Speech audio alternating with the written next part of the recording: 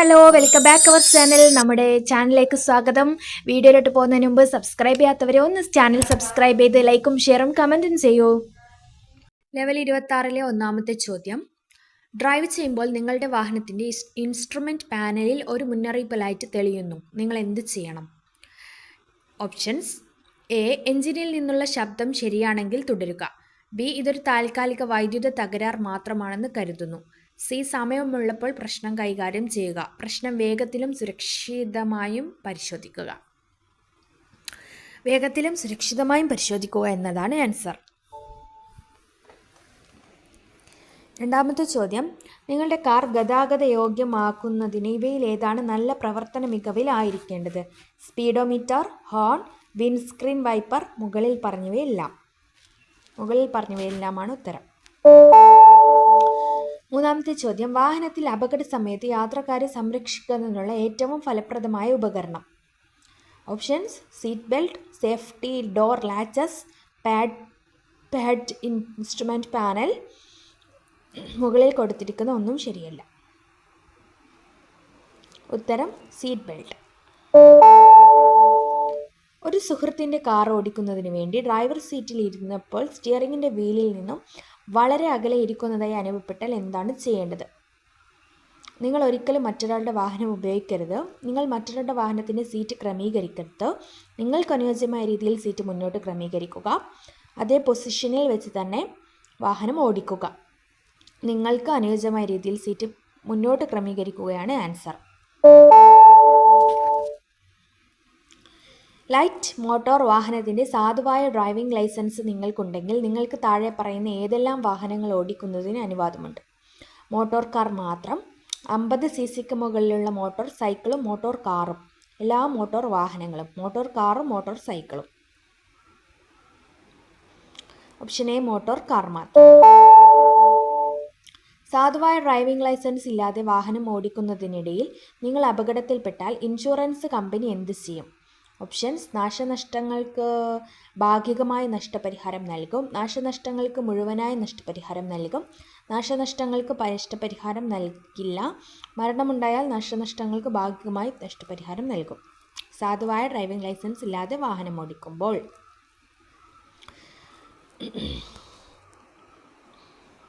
C. നാശനഷ്ടങ്ങൾക്ക് നഷ്ടപരിഹാരം നൽകില്ല. 7. നിങ്ങളുടെ വാഹനം അപകടത്തിൽപ്പെട്ട് ആളുകൾക്ക് പരിക്ക് സംഭവിച്ചിട്ടുണ്ടെങ്കിൽ നിങ്ങൾ എന്താണ് ചെയ്യേണ്ടത്? ഓപ്ഷൻസ്: ആളുകളെ ആശുപത്രിയിൽ എത്തിക്കുകയും അടുത്തുള്ള പോലീസ് സ്റ്റേഷനിൽ റിപ്പോർട്ട് ചെയ്യുകയും ചെയ്യുക. പോലീസ് സ്റ്റേഷനിൽ റിപ്പോർട്ട് ചെയ്യേണ്ട. പോലീസ് സ്റ്റേഷനിൽ റിപ്പോർട്ട് ചെയ്തില്ലെങ്കിലും അപകടത്തിൽപ്പെട്ടവരെ ആശുപത്രിയിൽ കൊണ്ടുപോകണം. വാഹനം അപകട സ്ഥലത്ത് നിർത്താതെ പോകാം. ഓപ്ഷൻ എ ആണ് ഉത്തരം. ആശുപത്രിയിൽ എത്തിക്കുക, അടുത്തുള്ള പോലീസ് സ്റ്റേഷനിൽ റിപ്പോർട്ട് ചെയ്യുക. 8. നിങ്ങളുടെ നമ്പർ പ്ലേറ്റുകളുടെ വ്യക്തമായ കാഴ്ച തടസ്സപ്പെടുത്തുന്നത് കുറ്റമാണോ? 3 രജിസ്ട്രേഷൻ പ്ലേറ്റ് ഉള്ളതിനാൽ ഏതെങ്കിലും ഒരെണ്ണം പ്രദർശിച്ചാൽ മതി. അതെ എല്ലാ സമയത്തും. അല്ല വേണമെങ്കിൽ നിങ്ങളുടെ നമ്പർ പ്ലേറ്റുകൾ മറയ്ക്കാൻ അനുവാദമുണ്ട്. ഡി. അതെ എന്നാൽ പിൻ നമ്പർ പ്ലേറ്റ് മറക്കുന്നതിന് തടസ്സമില്ല. ബി. അതെ എല്ലാ സമയത്തും. ഇനി പറയുന്നവയിൽ ഏതാണ് അപകടത്തിന് ശേഷം സ്വീകരിക്കേണ്ട അടിസ്ഥാന നടപടി? എ. കൂടുതൽ അപകടം സംഭവിക്കാത്ത രീതിയിൽ പ്രദേശം സംരക്ഷിക്കുക. ബി. അധികൃതരെ അറിയിക്കുക. സി. പരിക്കേറ്റവരെ പരിപാലിക്കുക. ഡി. മുകളിൽ പറഞ്ഞവയെല്ലാമാണ് ഉത്തരം. നിങ്ങളൊരു അപകട സ്ഥലത്ത് എത്തുന്നുവെങ്കിൽ ആദ്യം ചെയ്യേണ്ടത് എന്താണ്?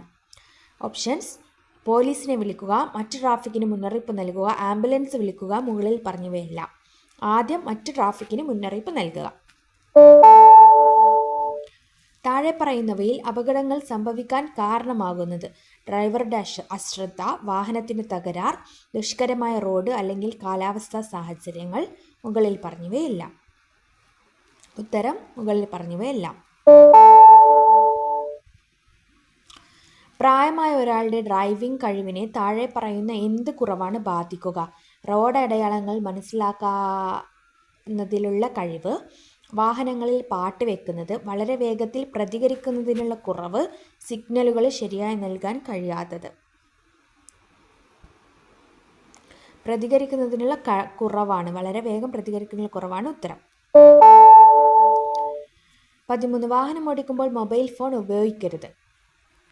ഓപ്ഷൻസ്: മറ്റൊരു വാഹനം അടുത്തില്ല എന്ന് ഉറപ്പാക്കാതെ, ഒറ്റ കൈകൊണ്ട് ഓടിക്കാൻ പറ്റാത്ത പക്ഷം, കാരണം അത് മുന്നിലുള്ള വഴിയിൽ നിന്ന് നിങ്ങളുടെ ശ്രദ്ധയെ വ്യതിചലിപ്പിച്ചേക്കാം, വഴിയിൽ പോലീസ് ചെക്കിംഗ് ഉണ്ടാകും.